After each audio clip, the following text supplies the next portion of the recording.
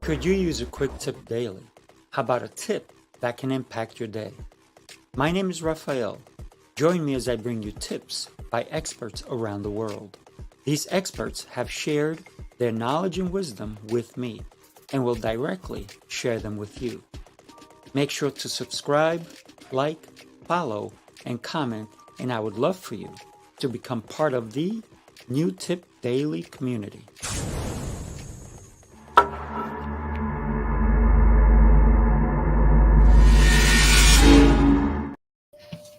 Kevin, thank you so much for joining me today. How are you, my friend? I'm great. I'm fantastic. Good to be here. Thank you. Awesome. Awesome. Thank you so much for coming in. I know you have like a billion types of tips that you can share with someone.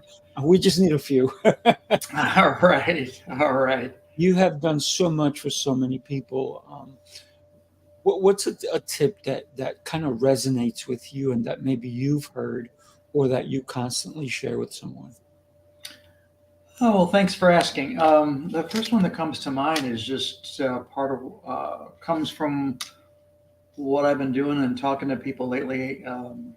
I've assumed or created the role of what I call the grief navigator, Mm, um, and reaching out to people and being more present. And one of the tip I have is grief enters our life in so many ways, whether it be through death or any kind of loss. Could be from other kind of loss like divorce, or could be well, get death loss, of course, but divorce, loss of a relationship, a friendship, moving out of a house, retiring, changing jobs, all those elements.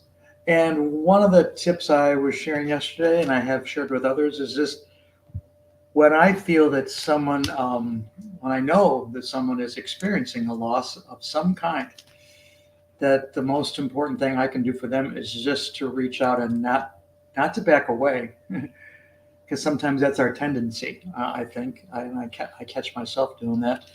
Um, when I hear about, I refrain. I almost get fearful of not reaching out. mm. But it's the reaching out, it's the talking that's going to be the most beneficial to that individual who's experiencing the loss. And in the long run, it's going to be beneficial to me too. So I think, and I don't do it for that reason, but I think it takes a little bit of not incentive. I'm looking for the right word. It'll come. But the tip is invincible. It takes a little bit of invincibility, I think, and just to say, sorry for your loss, or hey, would you like to talk? You don't even have to mention the loss. Um, just to call and to say, how's it going? Yeah. How's it going? I just heard through the grapevine, or I just wanted to reach out and say hi. How's it going?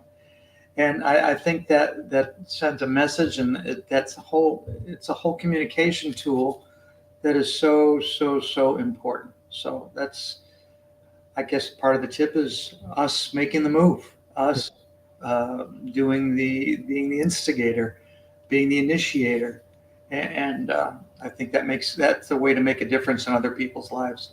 Without a doubt. One of the things that I've said in the past is when somebody goes through a loss, probably the worst thing we could say to them is, I know exactly what you're going through, right? Because we all have a different experience.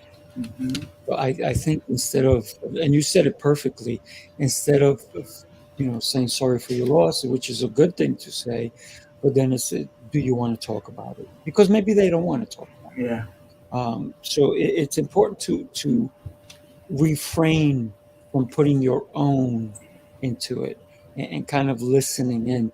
And I think when we can lend an ear, I think that's a great tool for us to have. And we have two of them too. So it kind of helps that we can use them both, right? Yeah, and I like what you said too about our sometimes our tendency is to say, I know exactly how you feel. There is that statement doesn't go very far because there is no exactly how you feel. Hmm. Every each of our feelings is completely separate. So for me to put that onto somebody that says, I know exactly how you feel. No, because only they know exactly how they feel. And I guess that's where you mentioned the listening part comes in, just to say to them, if, let's talk. What's on your mind right now, or just something very general, but to not to say, I know how you feel. That's almost putting them down in some ways, or it's not. To me, it doesn't work. So Right. And the other thing is, if we know how they feel, we really don't, right? Because they may want to talk about it, they may not want to talk about it. So, and it goes even with somebody having, like, somebody's having a birthday, and I know many people who hate having a birthday because it makes them feel like they're getting older. To me, a birthday means you're getting better. Yeah. That's my feeling, right? Some other people, their feeling is like, oh, don't even sing happy birthday to me. It's a terrible day. And like, wow, I feel the Yeah. opposite. But I can't assume, right? You know what happens when we assume, right? Oh no, no presumptions or assumptions. Yeah, and like the thing, what I treasure my birthdays. Not everybody does, So, and I think the other thing that comes to mind, I just have a friend who is been experiencing some health issues, and just to call and say, hey, and he's a pretty quiet guy to start with, but he usually closes the call. Hey, really glad you called.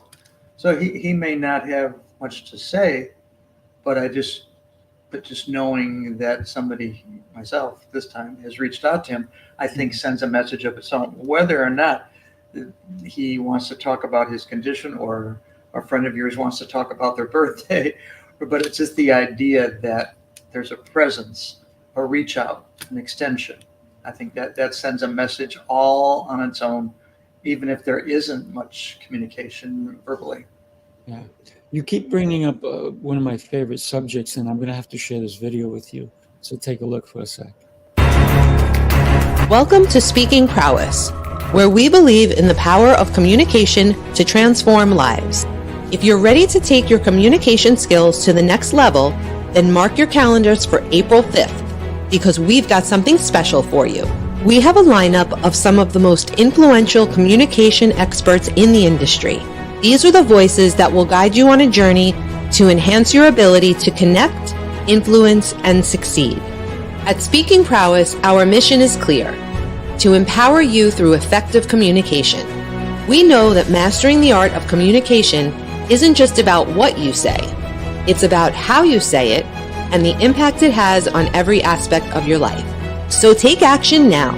Join us on April 5th and unlock your full speaking potential. Reserve your spot today and get ready to embark on a journey towards personal and professional growth. See you at the masterclass on April 5th.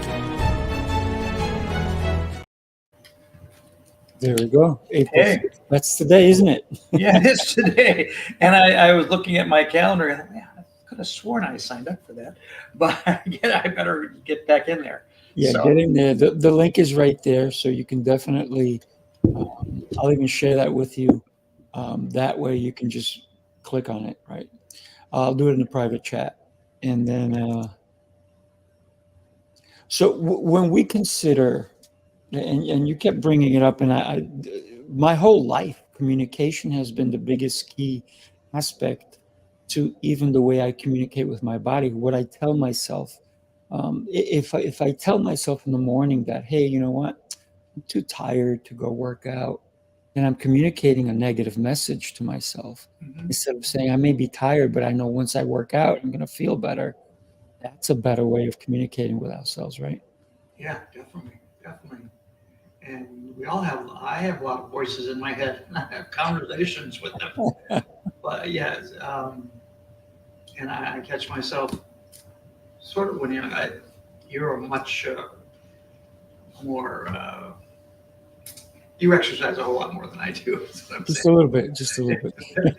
Yeah, but and part of what keeps me motivated to do it for the half hour, 30 minutes, 45 hour that I do it, is just if I start talking myself out of it, then I think, what's going to happen if I don't do it? Mm. And there's that old guilt thing in there that comes in, but I know I'm going to feel better after I do it.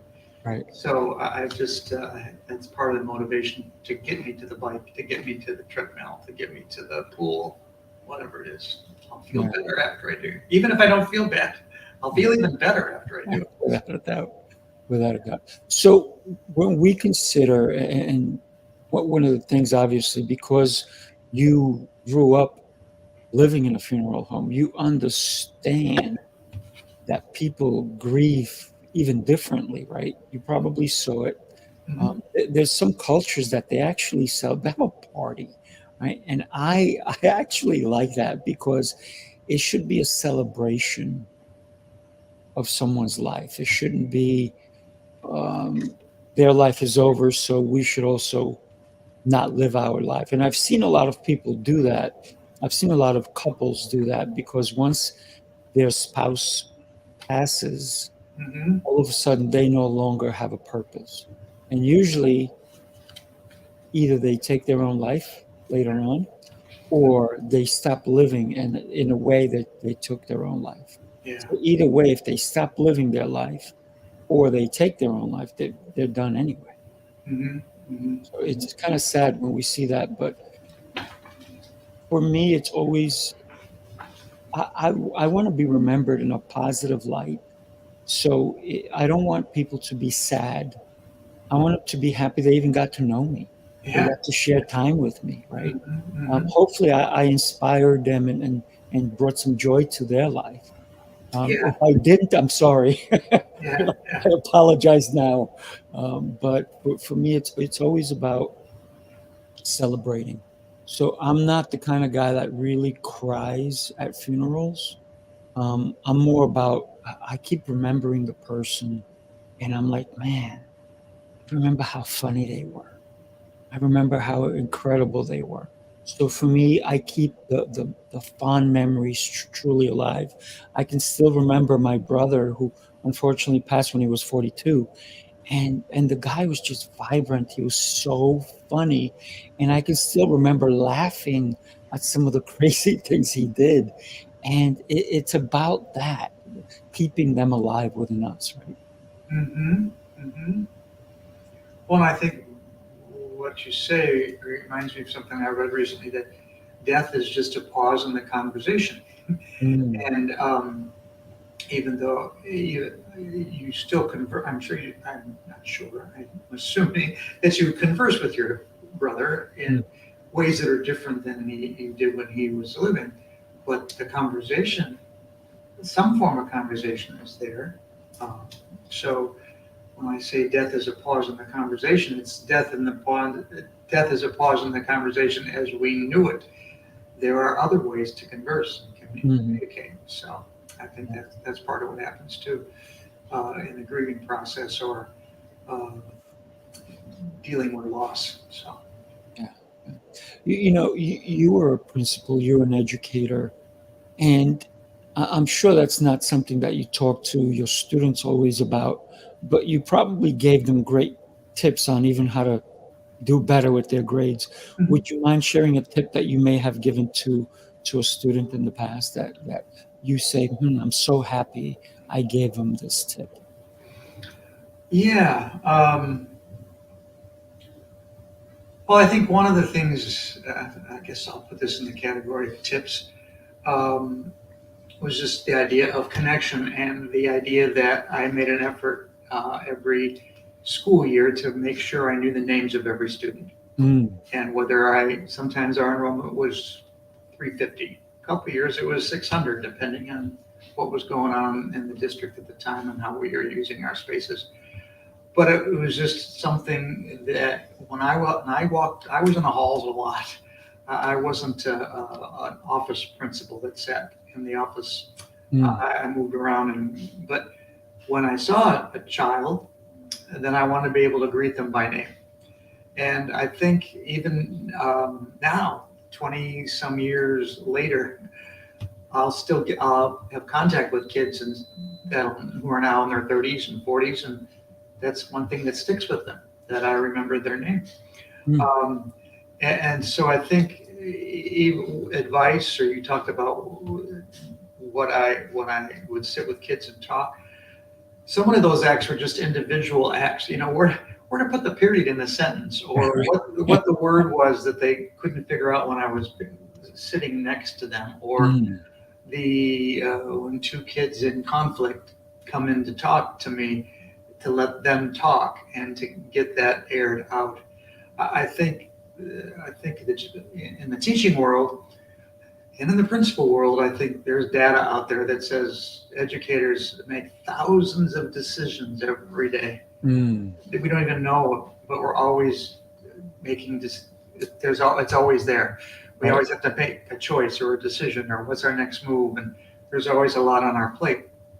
So, but I think the idea of making an atmosphere, a culture, whether it be a classroom or a school, as welcoming as, I was going to say as possible, but just make it supremely welcoming. Right. I think that sends a whole message and a way that you give kids something that you can carry through life. I'm working on a project right now to contact my former students to, some of this goes back to 1975. Oh, wow. Some of these kids, see if I can find them, and just talk to them to see what's stuck in your experience with me in that classroom. What's stuck? What do you remember? First of all, do you remember who I was? Some people, Yes. I wouldn't be upset if they didn't, because I know that's 40, 50 years. One woman wrote me back, and she's now an attorney in New York City.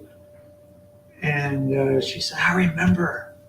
I was expecting she'd say, oh, you taught me to read. I wouldn't be in this job unless you hadn't taught me to read. No, she wrote back about puppets and how I gave kids an opportunity to put on plays in their free time, or if they finished their work or whatever, they could go to the puppet area. And I'm talking just hand puppets, sock puppets. Right. But here, she's in her 40s now. What does she remember about second grade? She remembers the opportunity to go to that area and put on, create a play with her friends. Wow. So I thought, wow, that's cool. Yeah, that wasn't an answer I was expecting, but it certainly was an answer I appreciated about creating atmosphere or being welcoming or trying to tune into different kids' skills or interests and having it not just be what I was trying to impart to them, or what is it they were able to do and discover. So I think that was one of the joys that I had in being a teacher and principal. Yeah. For me, when you talked about sock puppets, it kind of gave the kids a different way of expressing themselves, right? Mm-hmm. Because maybe there were words that or things they wouldn't say, but now they have a sock and they're like, I'll let the sock talk. Yeah. So it's also a way for them to get what they had. Maybe they had nervous anxiety, whatever it was, and they can let it out. So I think it's an amazing idea to have sock puppets for kids. Oh yeah, and I've read about and seen counselors that I've worked with and counseling, in which I've been involved myself with my own kids, where the counselor uses a puppet to get communication going that maybe not would happen otherwise. So it's a nice vehicle. Thank you for bringing that up. I think I'm going to get some sock puppets for the Yeah, right. Just have them there. Yeah. The kids that come in and they don't talk, like, how are you? They're like, I'm like, what'd you say? And they're like, they mumble because they don't, usually they're afraid of their own voice. So maybe if I give them a sock puppet, they go, I say, you can say anything with your sock. Don't use your own voice. Use the voice of the sock. Yeah. Help through the sock. Great idea, right? Yeah. There are some things that are so simple. Yeah. Things that, and we forget, and I was communicating yesterday over email with a high school friend about Peter Pan, and the whole thing, I don't want to grow up, and the song and the theme of the play, a little bit, one of the themes, but the idea that, hey, maybe we could all use a sock puppet in my office here. It's okay to be a kid. It's okay put that on my hand, and it's okay for adults as well as kids. There's a kid in every one of us, so I think, and we don't want to, and the idea that, was it a 6-year-old laughs thousands of times a day. And what happens to that as we get older? Where's the laughter? Where's the joy? I never left that. That never left me. Yeah. So it's just a beautiful thing, right? Just keep rediscovering those things. So, yeah. I got to tell you, Kevin, it's always a pleasure to talk to you, and I'm so glad you and I are connected. Thank you. You have so much value to give, and I know you're going to be on some of my other shows, so I'm looking forward to it. Okay, great. I hope that you are going to join us today at. Yeah, I got it. I got my confirmation. I was doing that. I was multitasking here. I love it. So thank you again for today. Great tips. So everybody, one of the things that you have to consider is how you approach someone and let them talk. Mm-hmm. And even in sales, right? If you think about sales, the more you talk yourself out of a sale. But the more you let them talk, the more they talk themselves into a sale. Mm-hmm. So just remember that. Yeah, for sure. Definitely for sure. Yeah. All right, my friend. Thank you so much. Okay, you have a good Friday. I'll see you later. Yeah, I'll see you later. Okay, yeah. Bye-bye.